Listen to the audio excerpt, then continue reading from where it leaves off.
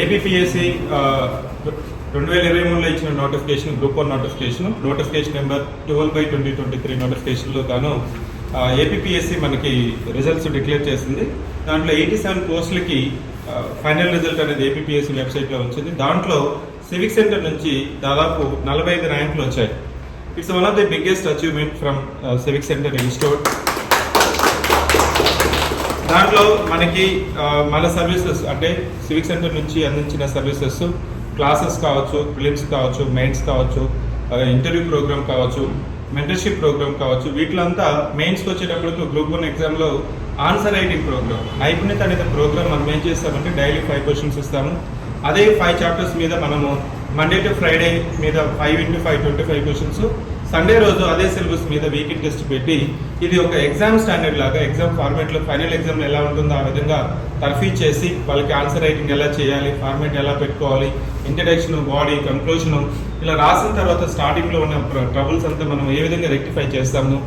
ఈ విధంగా మనము దాదాపు 90 డేస్ ప్రోగ్రామ్ కావచ్చు, 60 డేస్ ప్రోగ్రామ్స్ కావచ్చు, 100 డేస్ ప్రోగ్రామ్ కావచ్చు, 120 డేస్ ప్రోగ్రామ్ కావచ్చు, ఇలా మనము చాలా programs mains answer writing program చేయడం వల్ల అదేవిధంగా దాని తర్వాత మెయిన్స్ అయిపోయిన తర్వాత నెక్స్ట్ ఇంటర్వ్యూలో మనకి గ్రూప్ 1 ఎగ్జామ్లో 75 మార్క్స్ ఉంటుంది. ఇక్కడ వచ్చే ఇంటర్వ్యూలో వచ్చే ఒక 0.5 మార్క్ కావచ్చు, 1 మార్క్ కావచ్చు, 2 మార్క్స్ కావచ్చు, మనకి డిప్యూటీ కలెక్టర్ వస్తుందా, డిఎస్పీ వస్తుందా అనే ఒక సర్వీస్ని డిసైడ్ చేసే పవర్ అనేది ఇంటర్వ్యూకి ఉంటుంది. దాంట్లో మనము డాఫ్ డీటెయిల్ అప్లికేషన్ ఫామ్ అనేది మనం ఏం చేస్తామంటే స్టూడెంట్ డాఫ్ ఏ విధంగా ఫిల్ చేయాలి, దాంట్లో డాఫ్లో మనకు personal details, extra curricular activities ఇవన్నీ ఉంటాయి. ఫస్ట్ టైం మీరు ఇంటర్వ్యూకి వెళ్తున్నప్పుడు లేదా ఒక ప్రైవేట్ జాబ్కి చిన్న జాబ్కి వెళ్ళినా కానీ మనకు ఒక కన్ఫ్యూషన్, ఒక క్లారిటీ ఇవంతా మనకి, కానీ మన ఎవరైనా ఎక్స్పీరియన్స్ పర్సన్ ఇచ్చినప్పుడు మనకి ఇచ్చే ఒక కాన్ఫిడెన్స్ అనేది బూస్ట్ అవుతుంది. ఈ డాఫ్లో మనము ఒక స్టెప్ బై స్టెప్ చేసాం. ఫస్ట్ స్టూడెంట్కి డాఫ్ మీద డాఫ్ ఎన్రిచ్మెంట్, దాని తర్వాత కాన్ఫిడెన్స్ బిల్డింగ్ మెజర్స్ అంటే కరెంట్ అఫైర్స్ మీద మనం ఒక ఒపీనియన్ ఎలా చెప్పాలి, ఒక క్రిటికల్ ఇష్యూ ఇచ్చినప్పుడు 3 క్యాపిటల్స్ బెటరా, 1 క్యాపిటల్ బెటరా, క్యాపిటల్ ఎక్కడ ఉండాలి, ఇప్పుడు ఆంధ్రప్రదేశ్ గవర్నమెంట్ ప్రోగ్రెస్ ఏంటి, ఇట్లాంటి critical questions, politically motivated questions ఇచ్చినప్పుడు ఒక అభ్యర్థి బ్యాలెన్స్డ్ స్టాండ్ ఏ విధంగా తీసుకోవాలనేది కూడా మన ముఖాముఖి ప్రోగ్రామ్ అనేది ఎస్టాబ్లిష్డ్ ప్రోగ్రామ్. ఇలా మనము స్టెప్ బై స్టెప్ చేసుకుంటూ రావడం వల్ల 87 పోస్టులకి 45 ర్యాంకులు సివిక్ సెంటర్ నుంచి రావడం అనేది రెండు రాష్ట్రాల్లో ఇది ఒక అత్యుత్తమైన విజయం. ఇది దీనికి సహకరించిన డిఫరెంట్ టీమ్స్, అకాడమిక్ టీమ్స్లో మన మెటీరియల్ నుంచి, క్వశ్చన్స్ నుంచి ఇలా అన్ని ఆస్పెక్ట్స్, కరెక్షన్లో ఇంకా చెప్పాలంటే కరెక్షన్ మనకు సండే రోజు ఎగ్జామ్ అయిపోతే వితిన్ 7 డేస్లో వాళ్ళకి పేపర్ కరెక్షన్ చేసి వాళ్ళకి 1-to-1 ఫీడ్బ్యాక్ ఇచ్చి మీరు ఎలా రాస్తున్నారు, ఎలా రాయబోతున్నారు, ఇక్కడ ఈ విధంగా చేయడం వల్ల ఇక్కడ మన ముందు డిప్యూటీ కలెక్టర్స్ నుంచి అన్ని కేటగిరీస్లో మనము విజయం సాధించాము. దాంట్లో భాగంగా పీసుల Priyamvada deputy collector, Jeevana Jyothi assistant commissioner of state taxes, Bhanu Prakash assistant commissioner of state taxes, Narasimha assistant commissioner of state taxes, Ramyasri ACST ఇక్కడ నేను ఇదే పోస్ట్లో చదువుతున్నాను. Next Sai Prasanna Kumar assistant commissioner of state taxes, Polisetti Rishitha assistant commissioner of state taxes. ఇక్కడ వీళ్ళంతా మనకి డిఫరెంట్ ప్రోగ్రామ్స్ తీసుకున్నారు.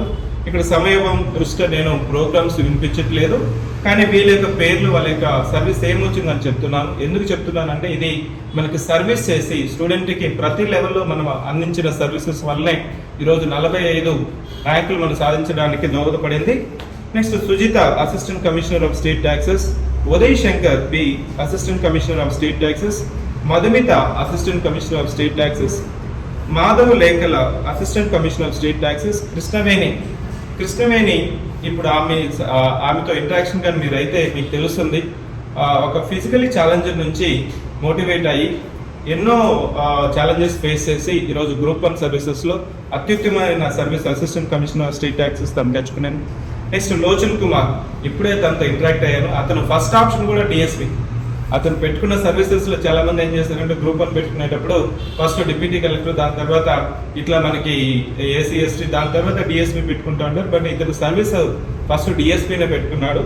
So I must congratulate him. Lochan Kumar, Kadir DSP, Jeevan DSP, Rizwana DSP.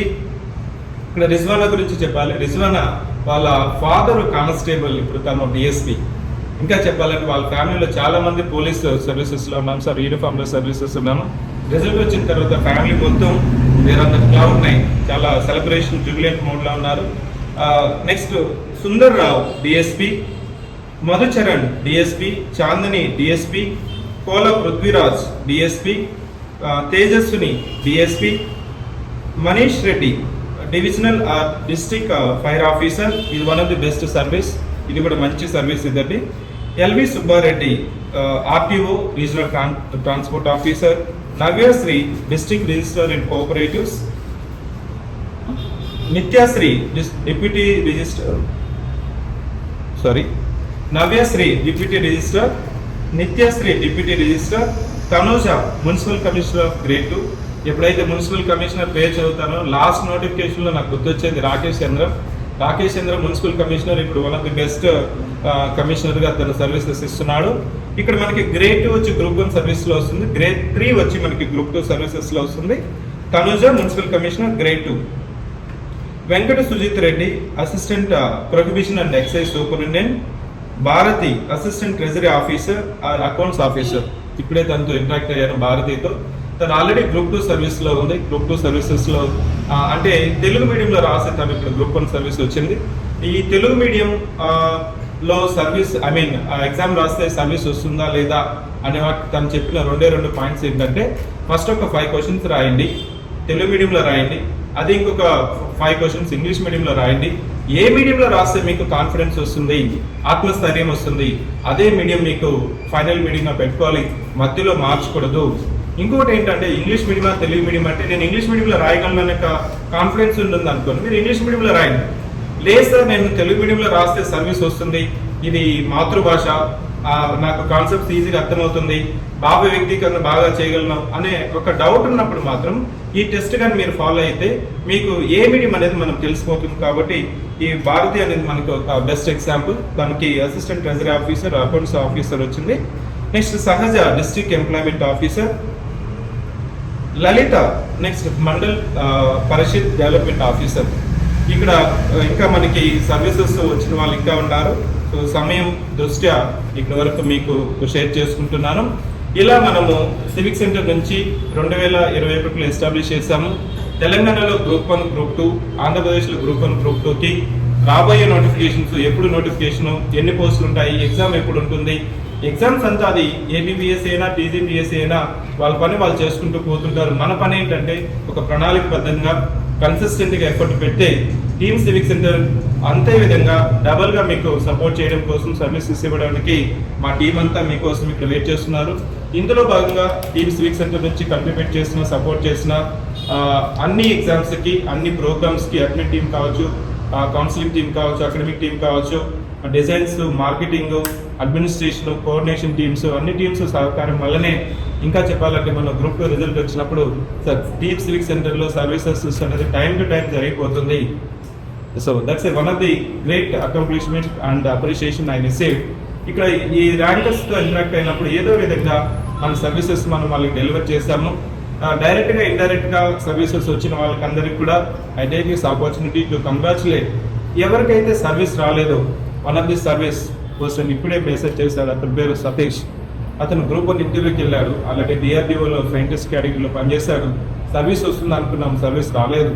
వీళ్ళంతా మళ్ళీ ఏం చేయాలి, ఎలా ముందుకు వెళ్ళాలి అనేది ఒక 2 రోజులు ఆగినామంటే మనకి ఈ ఎమోషన్ అనేది ఇంబ్యాలెన్స్ అవుతుంది ఇప్పుడు. కాబట్టి ఎమోషనల్ ఇంటెలిజెన్స్ ఈ టైంలో ఉండాలి.